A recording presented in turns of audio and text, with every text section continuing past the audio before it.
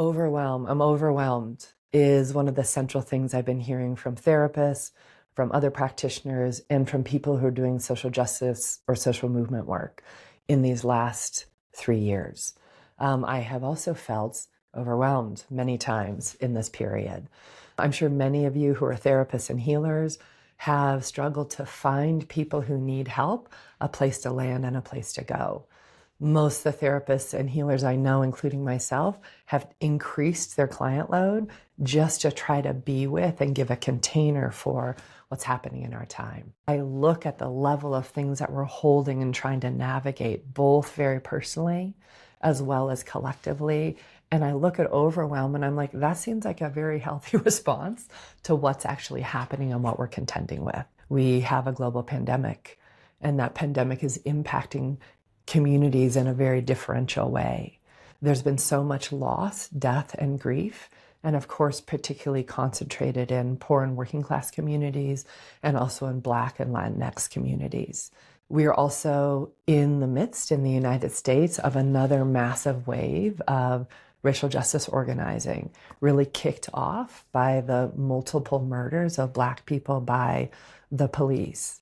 We're dealing with climate. Are you getting overwhelmed as I speak? Because it's amazing the amount of things we're being asked to hold and deal with in a skillful way, and in some ways not just to revert back into many of our either individual or collective survival strategies. So overwhelm. How do we deal with overwhelm? How do we, instead of running away from it or hunkering down or only taking care of ourselves and those people who are close by, how do we in this time use overwhelm to actually open, become less separate, more connected, face into the individual and collective impacts and traumas that we need to, and together heal them? And then how do we also join each other and go, what is the world we're trying to build that's centered in equity, that's centered in climate justice and sustainability, and really leaves a life-affirming future for our great-great-grandchildren? I'm Staci Haines, and I've been working at this intersection of somatics trauma healing and social and climate justice work for nearly the last 30 years. I have founded and co-founded 2 social change organizations. The first one, Generation 5, is really looking at how do we end the sexual abuse of children in a transformative way. And then the second that I co-founded with Spenta Kandawala is called Generative Somatics, really bringing embodied leadership and somatics and trauma healing to serve social and climate justice movements. I am the author of 2 books. I seem to write a book every 20 years because mostly I'm out there just doing the work. But my latest book is called The Politics of Trauma, Somatics, Healing, and Social Justice. And my first book is called Healing Sex. It was a sex-positive approach to embodied healing for survivors of sexual trauma. My own early family history really drew me toward healing work and also social justice work. I was one of those kids that hated things being unfair. In somatics, we have something called a declaration. It's like creating a vision that we want to transform toward. And one of the declarations that I've been using for a decade, and I might end up using it for the rest of my life, is that I'm a commitment to bring in the transformative power of somatics to serve social and climate justice. So how, as therapists, as healers, and even some of you who are in social change work already, how do we deal with this overwhelm? Because I don't know about you, but I look out and I don't think it's going anywhere anytime soon. We can't, as you all know, think our way out of overwhelm. So if we look from an embodied, a somatic point of view, it gives us a lot of answers. It gives us ways to practice resourcing ourselves and building our individual and collective resilience.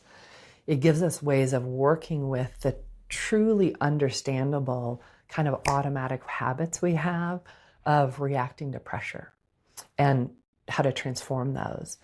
And also somatics lets us really take on new practices that trauma or the impact of oppression or just sustained stress didn't teach us. So those practices that let us navigate, stay on purpose, stay connected through overwhelm.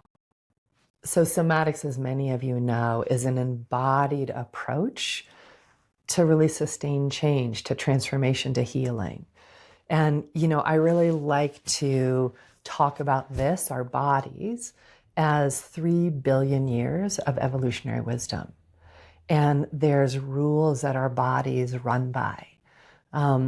These aren't objects that kind of move us around to our next meeting or our next email or our next important conversation. So let me just tell you about a simple somatic practice that I found myself using a lot in these last few years as the overwhelm increased with the pandemic. It's called shake and swipe. It's very simple. And in some ways, it's a simple somatic practice that reminds your body, that reminds your mind body how to process overwhelm. So the first part, you can do it seated or standing, is just really letting yourself move and shake, right? And I tend to do it dropped into gravity. So we're reminding our bodies that we can shake and kind of shake things out of us. And I'll do one arm and then do the other arm, and then maybe bend over and do the shoulders and your waist, then shake out your hips, and then shake out a leg and another leg, like letting that movement drop into gravity. So after the shaking and shaking it back out into gravity, then a swipe. And a swipe is kind of like calming the feathers back down or calming the fur back down, which is kind of literal. But the swipe is just a nice, kind touch. We're swiping down the body. You can start at the shoulders, go down the chest, reach as much of your back as you can, head and face, and all the way down hips, legs, feet, that kind of calming down the fur and swiping off the charge that can build up in the skin. So it's kind of a silly practice, and I've been surprised at how many times I've been using it for myself, between clients, between conversations, or if I'm prepping for something that I know is going to be intense, and how often I've been using it with clients of like, let's remind the body we can move and then swipe and soothe the soma down. We also have these inherent needs, a need for safety, a need for belonging as social animals, and a need for dignity. And we have adaptations, automatic adaptations, when any of those core needs are not met or are threatened in some kind of way. Experiences of trauma, whether they're individual experiences of trauma or systemic experiences of trauma, tend to break apart those inherent needs and even put them at odds with each other. So we might have like a survival strategy that tries to keep us safe, but disconnects us from belonging. Or we might have a strategy where we're trying to belong, but we give up safety or we give up our dignity in order to belong. That's really the impact of trauma.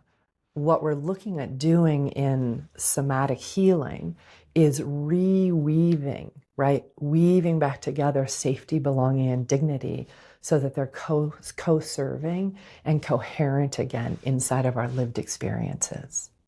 As therapists and healers, often we have more training around safety.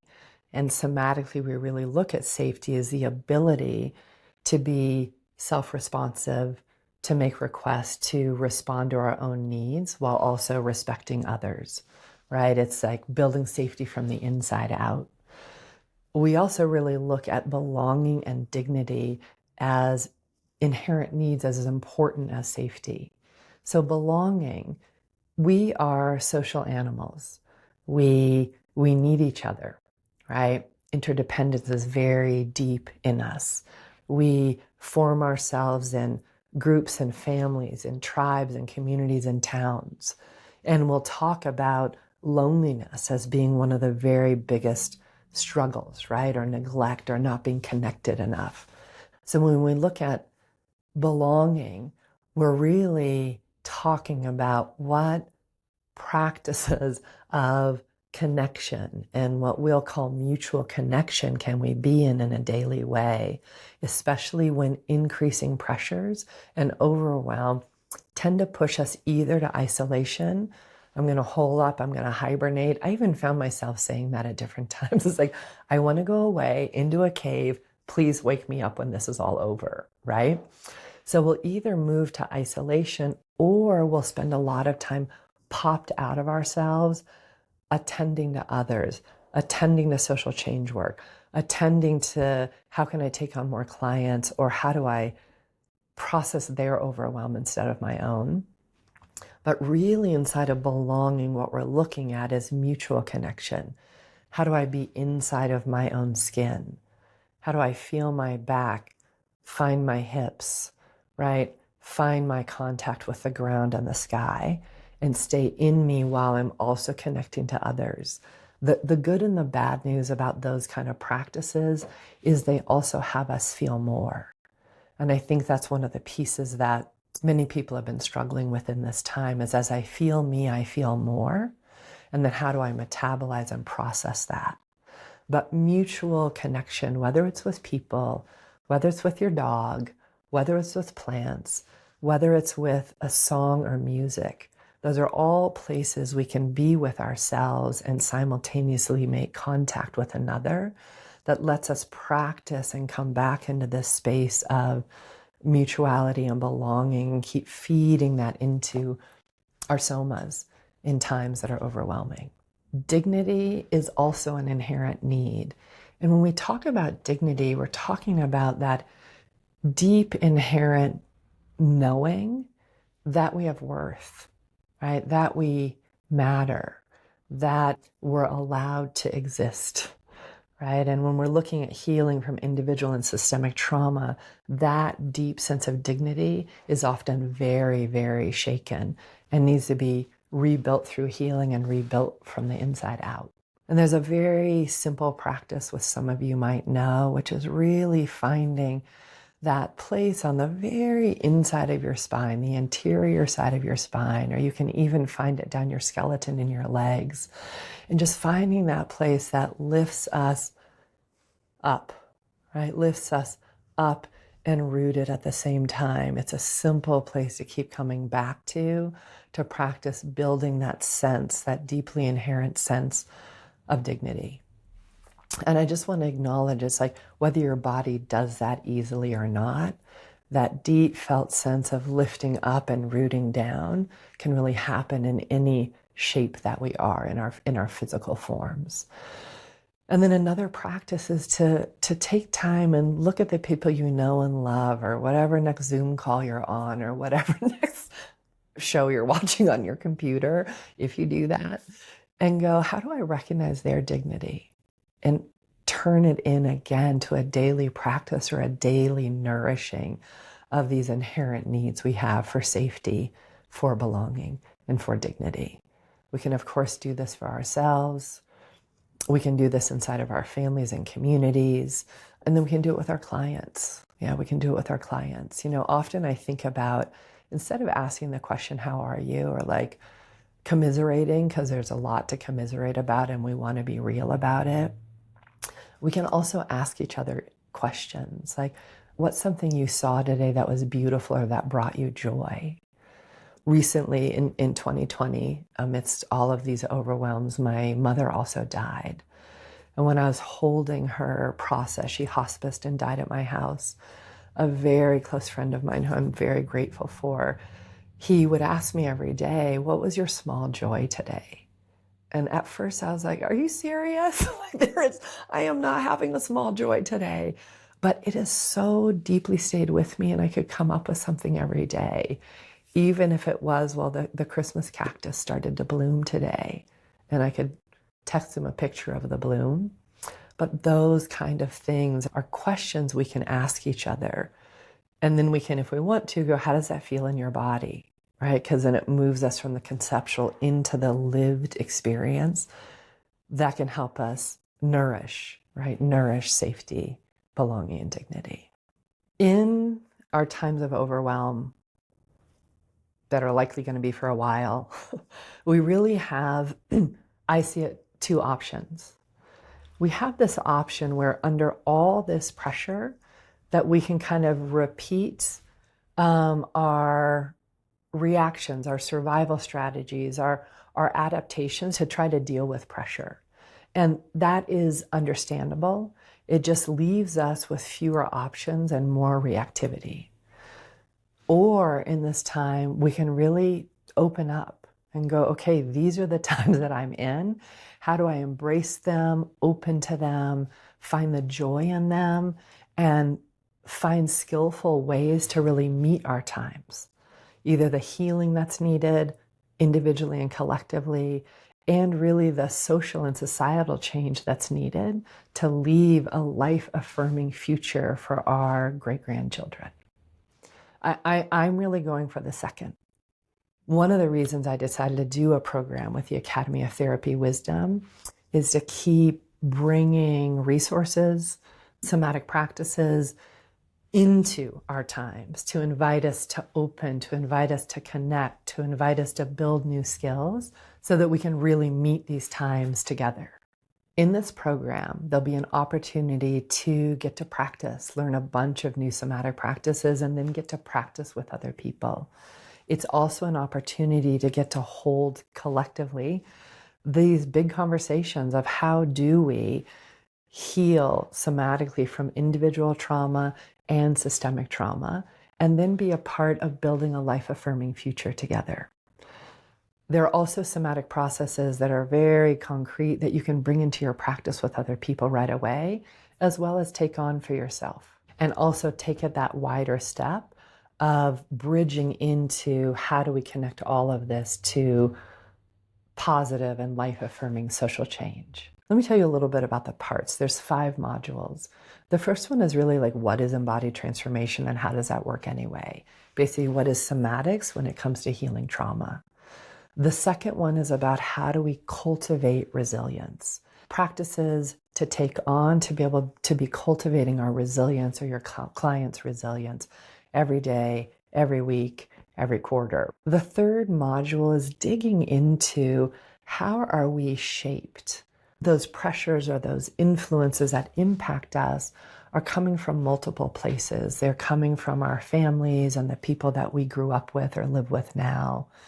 They come from our communities, the communities that we're a part of. They also come from broader social institutions and social norms. So we'll be really unpacking the multiple levels from which we're shaped and the adaptations that we came up with, again, through the soma, to be able to contend with safety, belonging, and dignity. We'll also learn how to work with those, right? Work with those and transform those that don't actually serve our vision and our values anymore. The fourth module that we'll be working on is really looking at trauma. What's a somatic understanding of trauma? How do we understand the survival strategies that get generalized, not only into our nervous systems, but into our muscle memory, into our identities and belief systems, and then how to work with transforming those, kind of like uprooting what is no longer serving us and rooting in practices and skills that trauma didn't teach us. And the very last component, we'll look at the whole arc of transformation. What is somatic opening? How do we design somatic practices?